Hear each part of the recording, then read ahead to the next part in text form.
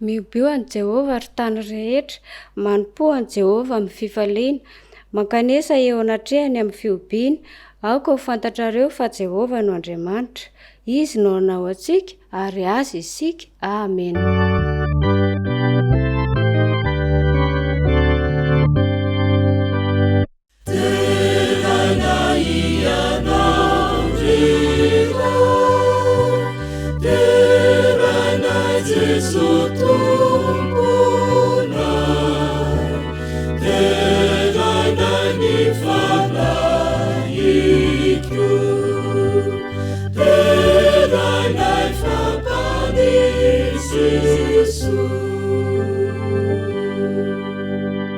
Iaraka hivavaka isika. Andriamanitra rainay any an-danitra ianao, mankasitraka anao ny amin'ny fitantananao ny fiainanay. Mangataka anao mba hanatrika ny fotoana rehetra ho eo ambanin'ny fitarihan'ny fananao masina. Amin'ny anaran'i Jesosy. Amen.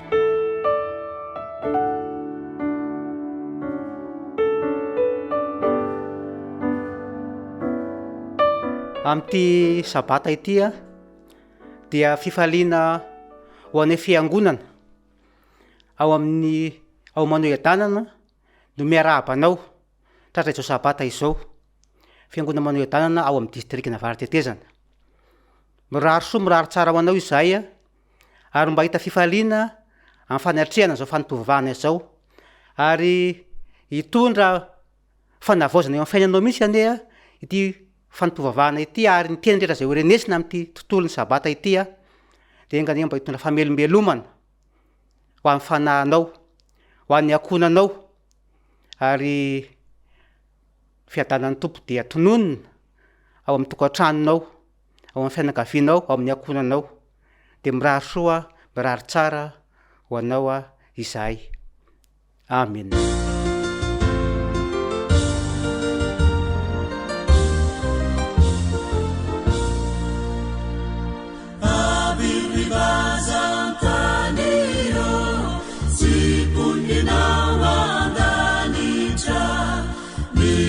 Saveu caminhira ni fala votande ibe saya muzena marube evitare camidera saya muzena marube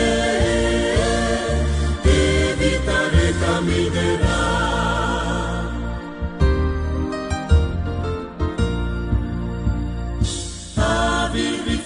Fiangonano mahasandratureny feo hiderany mpanavotra na tiany fitrazy izao irao ampandehanana irasony ziona irao ampandehanana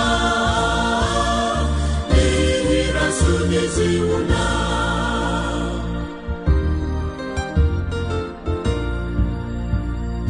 Aviliua vunzio kami falia vuku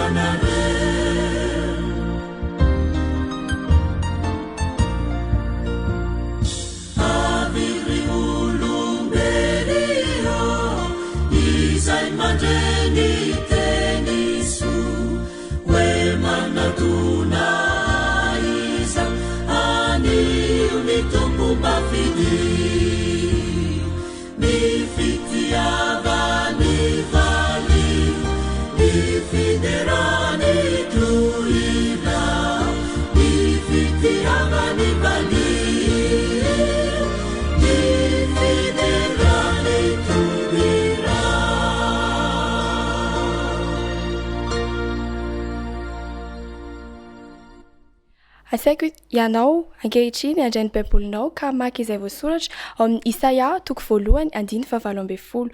Isaia 1:7-20. Vakiana ny teny amin'ny anaran'i Jesosy, avy ary ifandahatra isika hoy Jehovah, na dia tahaka ny zaka aza ny fahotanareo dia hovintsiko tahaka ny oram-panala, ary na dia mangatrakatraka tahaka ny sily aza dia ho tahaka ny volon'ondry fotsy. Hotohizantsika ao amin'ny Naoma 1:1-7. Naoma 1:1-7. Aminaran'i Jesosy, tsara Jehovah fiarovana mafy amin'ny andro fahoriana, ka mahalala izay mialoka aminy. Amen.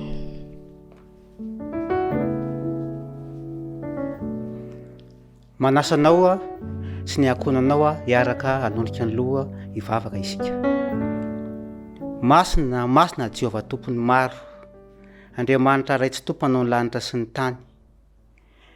Misaotranao izahay satria tia anay ianao, ka nanome anay izao fotoana sarobidy izao. Mangataka ny fahamalan-keloka avy aminao izahay, mba ho vita fihavahana aminao tokoa ny izahay noho ny amin'ilay rahasoan'i Kristy, ilay nilatsaka teo ambony hazo fijaliana.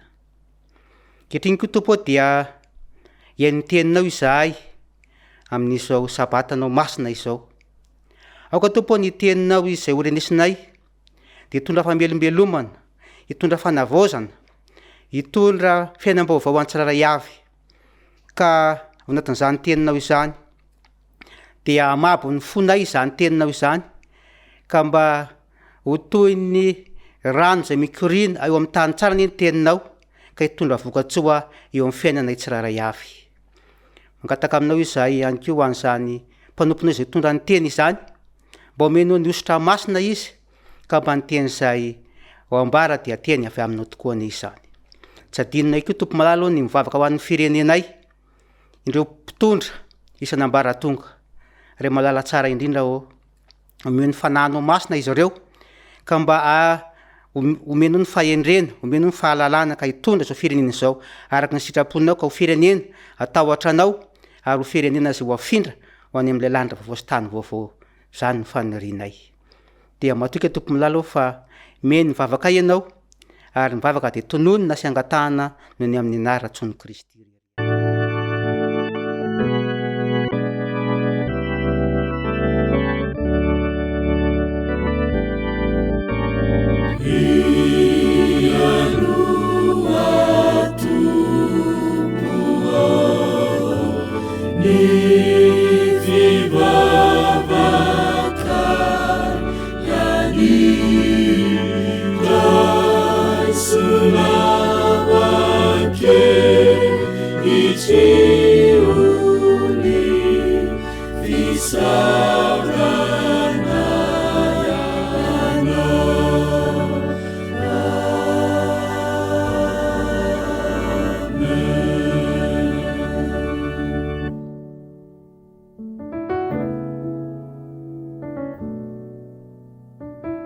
Tonga eo amin'ny fampovana manokana isika dia ny fanatitra sy ny ampavolony, ka manasanao nomana izany ka rahantsika vavaka mangina. Amen. Izantsika no samy milaza fa tsy nandray fitahinana nandritra ny enemana. Ataoko angamba fa tsisy sa ilaza hoe tsy nandray izany fitahina izany isika. Tahaka ny andraisantsika tsy akiato ny fitahin'Andriamanitra no tokony amezantsika tsy akiato ihany koa. Rehefa tsy mitsahatra manolotra fitahina ho antsika intsony le mpanao soa avy any an-danitra, dia izay itsika vao tsy manatsiny satria tsy manana zavatra tolotra intsony.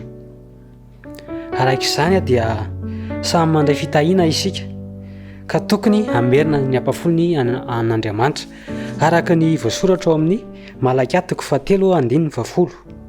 Malakia 4:7-20 manao hoe: entinareo mifafolon-karena rehetra ho amin'ny trano firaiketako, mba sikanina ao an-tranoko, ary izao toetra amin'izany aho ho Jehovah tompony maro, ka ho fitahina manampiampy ho anareo izany. Amen. Zao dia manasantsika hivavaka ho an'ny fanatitra. Andriamanitra ao misaotra anao satria mbola mena zao fotoana zao zay afaka amerina ny ampafolony sy fanatitra tao izaho mba vita be amin'ny asa izay andraikitana azy aminaran'i Jesosy. Amen.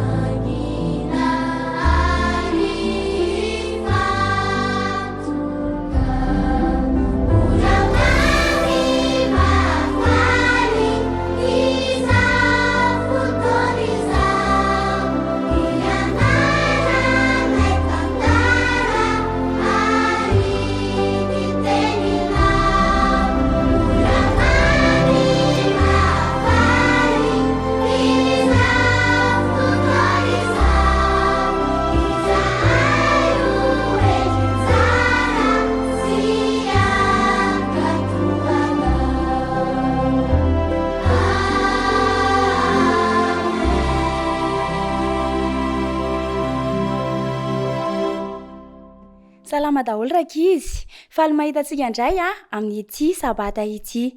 Ankehitriny dia hitondra hafatra ho an'ny ankizy rehetra. Andeha isika hamaky baiboly avy hatrany. Izao no voalazan'ny tenin'Andriamanitra. Kanefa kosa ekeo ny elokao fa tamin'i Jehovah Andriamanitra ao no niodinanao. Zany dia voasoratra ao amin'ny Jeremia 3:17-20. Ao amin'ny Lioka 7:7-7 kosa dia misy teny manao hoe dia hoy izy tamindra vehivavy voavela ny elokao. Ary izany vaky teny izany ho faranantsika ao amin'ny Isaia 1:9-7. Avia ry fandahatra isika, o Jehovah, fa na dia tahaka ny zaka aza ny fahotanareo, dia ho fotsy tahaka ny oram-panala. Ary na dia mangatrakatraka tahaka ny sily aza, dia ho tahaka ny volon'ondry fotsy. mety sarotra ho an'ny ankizy no ahazo izany resaka izany fa andeha ampiseho zavatra ho anareo hitan'ny ankizy ve ty mino fa hita tsara ny an-trano any hoe inony ty fantatrareo tsara vilany izy ty manahoana ny paoziny maloto raha jerena avy aty ivelany misy faritra somary menamena ary koa mainty be an'ny afo toy ity isika rakizy eo anatrehan'Andriamanitra mpanota isika tena mainty be toy ity vilany ity kanefa ineny ao an-trano ao rehefa manaondra rany dia manasa vilia manasa vilany tsy hoe savony fotsiny na rano fotsiny no ampiasainy eny fa mampiasa fitaovana izy anisan'izany ny éponge izy ity dia tena ampiasaina rehefa manadio amin'ny ao an-dakozia ao tsy mahavita azy anefa ty fa mbola misy anankiray dia ity paille de fer tena manadio ary mampangirana izy ity ary jerenareo ny sarin'ity vilany ity efa avy nosasana avy nokisehana izy ity dia io izy mangirana misy renim-pianakaviana nefa mbola tsy afa-po amin'izany fanadiovana izany ka dia nampiasa ity fitaovana iray ity izy hitantsika any tsara borosy metalika izy ity ary izy ity tena mampangirana ity fitaovana iray ity zao avy niborosina taminy mangirana dia toy izay ny fiainantsika eo anatrehan'Andriamanitra hoy izy hoe ekeo ny elokao mila mahafantatritsika fa maloto dia manantona an Jesosy ary avy eo rehefa dioviny tsy hay hoe inona ny ataony atsika mba hosolon'ilay paille de fer na koa inona mihitsy ilay borosy metalika fa manantona an Jesosy isika ary noporofony eto fa na dia mainty be toy ilay vilany azy ny fahotantsika dia angirana toy ilay vilia rehefa avy niborosiana tamin'ny borosy metalika izany hoe Andriamanitra dia fitiavana fa mila manantontsika ho diovina izay no afatra netiko amin'ny ankizy tamin'ity sabata ity ho famaranana izany dia asaiko ny ankizy anondrika ny loha fa hivavaka isika Jehovah tomponay misaotra anao zahay fa nomenao izay afatra izay ako izany mba ho fiainanay ka hiaiko ny elokay zahay ary mino zahay fa raha miaiko ny elokay dia ho sasanao madio ary voavela ny elokay dia apetraka ampelantananao ny fiainan'ny ankizy rehetra amin'ny anaran'i Jesosy amen.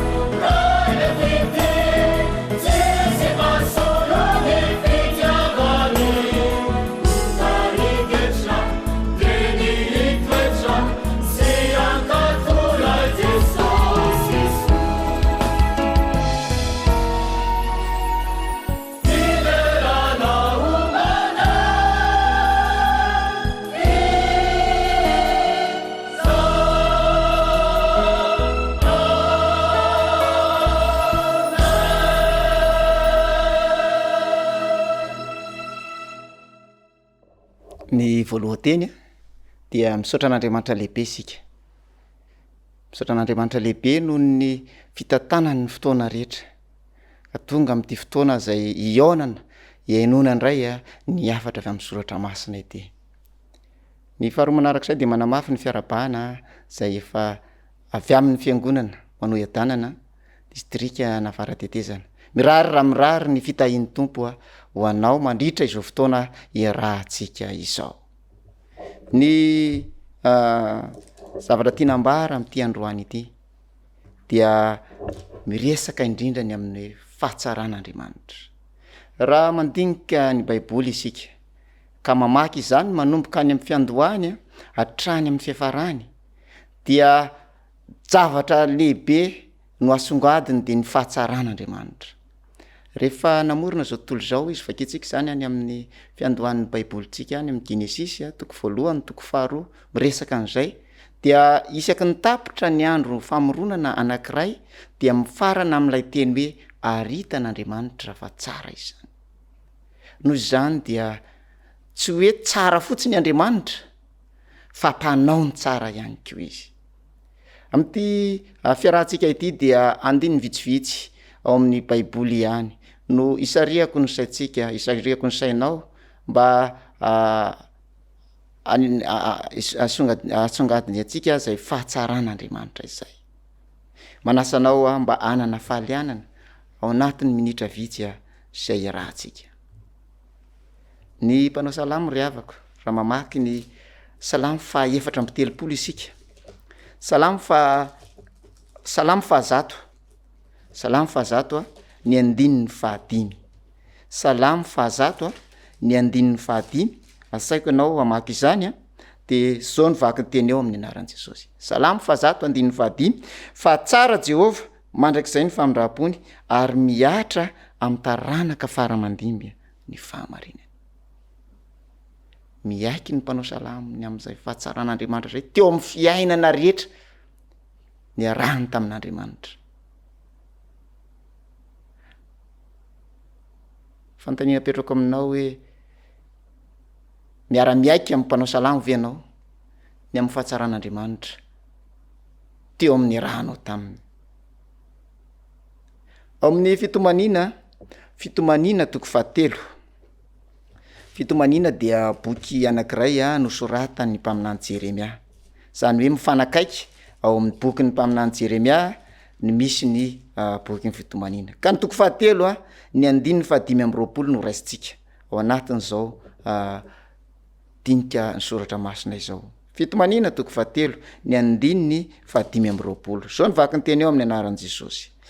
Tsara Jehova amin'izay manantena azy dia amin'ny olona izay mitady azy. Tsara Jehova amin'izay manantena azy dia amin'ny olona izay mitady azy. Mahafinaritra loatra lay teny satria mahakasika azy zany, mahakasika anao koa izay mitady an' Jehova fa tsara Jehova. Tsara aminao izy, tsara amiko izy. Indraindray amin'ny maha-olombelona atsika dia ao anatin'ny olana isika ary tsy afa-misaraka eo amin'ny fiainantsika ny olana. Ka mahatonga atsika tsy ahita ny fahatsaran'Andriamanitra ary takona eo anoloantsika izany fahatsaran'Andriamanitra izany. Misy tantara anankiray ao amin'ny Baiboly ao amin'ny Jaona ny marimarina kokoa. Ny Jaona 2 dia misy tantara anankiray mikasika ny fampakaram-bady izay natrehan'i Jesosy tao. Asaiko ianao amaky izay tantara izay satria mahaliana dia mahaliana ny mamaky io tantara io amin'ny fotoana mahamety azy. Fa hofitintsika ao anatin'ny teny fohy mba ahafahantsika manatsoaka lesona izay tantara tamin'ny fampakaram-bady izay. Taokana anyseho ny tantara ary nanatrika io fampakaram-bady io Jesosy. Nanatrika tao koa Maria ary rehefa tonga ny fotoana ny fampakaram-bady nataony tonga ny nasaina rehetra nandeha ny fanasana lany ny divay. Olana lehibe tamin'izany fotoana izany hoe ao anatin'ny fampakaram-bady anankiray lany ny divay. Kanefa dia izay no nitranga teto. Ny any fanontaniana manititika rehefa mamaky io tantara io, tsy fantatra ianao raha tovy amiko. Dia zao hoe amin'ny maha Jesosy an' Jesosy ve tsy efa fatany melo fa isy olana io tao amin'ny fampakaram-bady io fa tonga tany izy nanatrika azy ary teo mihitsy izy tao amin'ny fotoanany olana ary navelan'ny tranga mihitsy ny olana de toy zany kory ao milara eo amin'ny fiainantsika ny zava-dehibe de zao tsy mananjotsika angataka amin'Andriamanitra tsy aneo reo olana sy reo fisedrana maro eo amin'ny fiainantsika fa mananjotsika angataka aminy ny aneo ny fahatsarany ao anatin'ny olana tahaka ny tranga tao amin'ity fampakaram-bady ity fa toy izantsika kely fitinitsika le tantara dia nanantona ny Jesosy Maria ka nilaza zay no mahatonga na mieritreritra hoe manitikitika hoe zavatra fantatry Jesosy ange io milohan'ny akanesany eo ara de efa fatany io fa niandry any Maria izy nanantona azy Maria de niteny fa lany ny divay fitinitsika de taorinan'izay nisy baiko izay nomeny Jesosy ny amin'ny amenonan'ireo siny vato teo amin'ny fampakaram-bady io ka rehefa feno rano lay siny de hoy Jesosy hoe tovozy am'izay de arosoya eo amin'ny fampakaram-bady rehefa notovozona lay divay tamin'ny fotoana io de gaga ny rehetra tao amin'ny fampakaram-bady efa nahoana no divay teo alohan'ity tsy de tsara fa rehefa naroso ty divay ity de tsara le izy de nisy fanontaniana mipetraka mora mamaky ny tantara sika hoe fa maninona ny fatao hatram'izay ny fataon'ny mpapakatra de alefa aloha ny divay tsara de rehefa avy eo rehefa misotro an'iny ny olona de vao ny ratsiratsy kokoa fa nenareo ozy lay tao amin'ny fampakaram-bady reo nasaina zany de niteny izy hoe ny divay ratsy ny nalefanareo de zay vao nalefanareo ny divay tsara ry avako malala rehefa ny vahaolana avy amin'Andriamanitra no misedra n'ireo olana eo amin'ny fiainantsika de vahaolana tsara mandrakariva vahaolana tsara mandrakariva ny zava-dehibe fotsiny de ilay toe-tsainy Maria no iriko koa toe-tsainao toe-tsaiko rehefa misy ny olana de ny miadrese ny manantona an'Andriamanitra avy hatrany no vahaolana fa ao anatin'ireny olana ireny Andriamanitra de manana vahaolana tsara indrindra ho an'ny fiainanao misy teny anankiray eo amin'ny tantara voalohany toko faha 9 ary ny 730 izay am'ty maraina ity dia iriko mba ho fanamby apetraka ao koa eo amin'ny fiainanao tantara voalohany ka ny toko faha 9 ary ny 730 zao mivaky ny teny amin'ny anaran'i Jesosy tantara voalohany toko faha 9 ny 730 miderahan Jehova fa tsara izy fa mandrakizay ny famindrapony veriko re mandeha miderahan Jehova fa tsara izy fa mandrakizay ny famindrapony io fahatsaran'Andriamanitra io de tsy mba lany io ary tsisy fotoana lany daty fa ny mpanao salamy de miaiky mihitsy hoe vaovao isa maraina ka ianao zany raha mifo maraina raha androany maraina ianao ny fo de vaovao ny famindrapon'i Jehova raha pitsy ianao mifo de mbola vaovao anao ny famindrapon'i Jehova amen ary iriko eo amin'ny fiainanao rehetra de vaovao mandrakariva ho anao ny famindrapon'i Jehova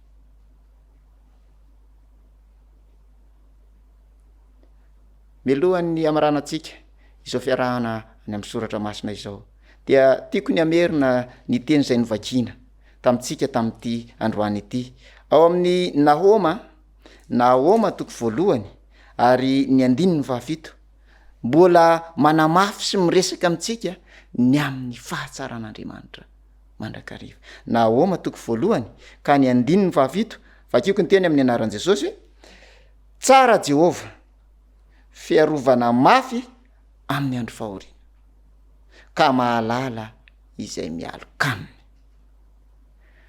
tsara Jehova fiarovana mafy amin'ny andro fahoriana le mpahazo atsika nge zany firifiro ny fahoriana zay miatro eo amin'ny fiainantsika fa tsara Jehova ka mahalala izay mialoka aminy iriko ianao am'ty androany ty na de ao anatin'ny fahoriana aza tsy fantatro aiza avy ny toerana mety misy anao mety ao anatin'ny fisedrana ao anatin'ny olana mety ao anatin'ny tsy fahasalamana angamba ho tanteraka aminao ny teny zay noresitsika androany hoe tsara andriamanitra, tsara Jehova, azo ny tanterana eo amin'ny fiainanao androany ny fahatsarany. Fa ty no antso zay ataoko aminao androany. Salamo fa 4:30. Salamo fa 4:30 orasitsika ny 9:9. Salamo fa 4:30 ny 9:9. De zao ny vaky ny teny eo amin'ny anaran'i Jesosy. Salamo fa 4:30 ny 9:9. Andramo ka izahao fa tsara Jehova, sambatra zay olona mialoka aminy. Androany, andramo ka izahao fa tsara Jehova, ary azo ny tanterana eo amin'ny fiainanao ny fahatsarany, miandry ny fanandramanao miaraka aminy eo amin'ny fiainanao izy. Ary raha efa nanao ianao mahatsapa an'izany de misoa lalindalina kokoa ny amin'ny fahatsaran'Andriamanitra. Fa tsy mino aho amin'ity androany ity tsy ray feo ampanao salamo manao hoe tsara Jehova, mandrakizay ny famindrapony. Ary aneo izany eo amin'ny fiainanao Andriamanitra. Tiany ny aneo ny fahatsarany eo amin'ny fiainanao. Misaotra anao niaritra tamin'izay fiarahantsika izay, ary fanariko lalina eto am-pamaranana ny tondram-bavaka ny fiainanao ao anatin'izany. Vavaka isika. Ray any an-danitro makasitraka ny amin'ny fitiavanao. Tamin'ity androany ity de naverinao ny ray tao an-tsainay fa tsara ianao. Ireo andininy vitsivitsy zay noraisinay tamin'ny alalan'ny teninao, Tompo malalo aho, mangataka aminao aho, mba ho tanterahanao eo amin'ny fiainana, eo amin'ny fiainana zay maheno izao afatra izao ny fahatsaranao. Misy amin'izy ireo anatin'ny olana, misy ao anatin'ny zavatsarotra, misy ao anatin'ny fisedrana, ary mety misy ao anatin'ny aretina aza. Mangataka aminao Tompo, aseho hoy ny fahatsaranao, fa Andriamanitra tsara ianao sady mpanao ny tsara ihany. Ka de ny fiainanay amin'ny sisa rehetra ho avy de ho fiainam-panandramana miaraka aminao izany. Amin'ny anaran'i Jesosy nangatana ny vavaka. Amen.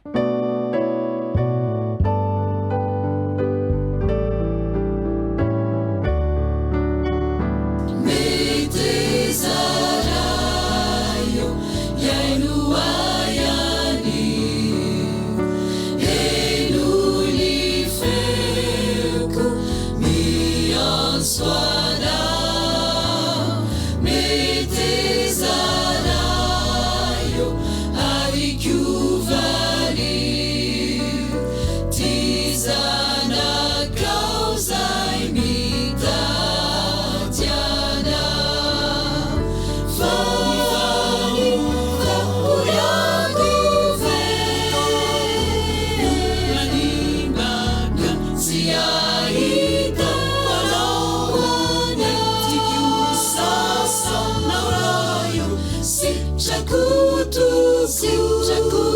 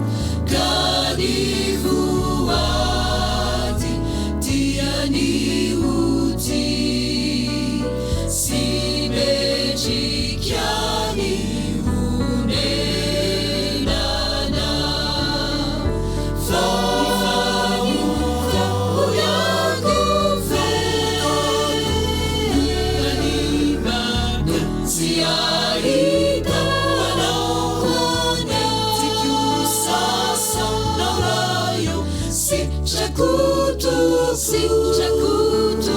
kiujuvina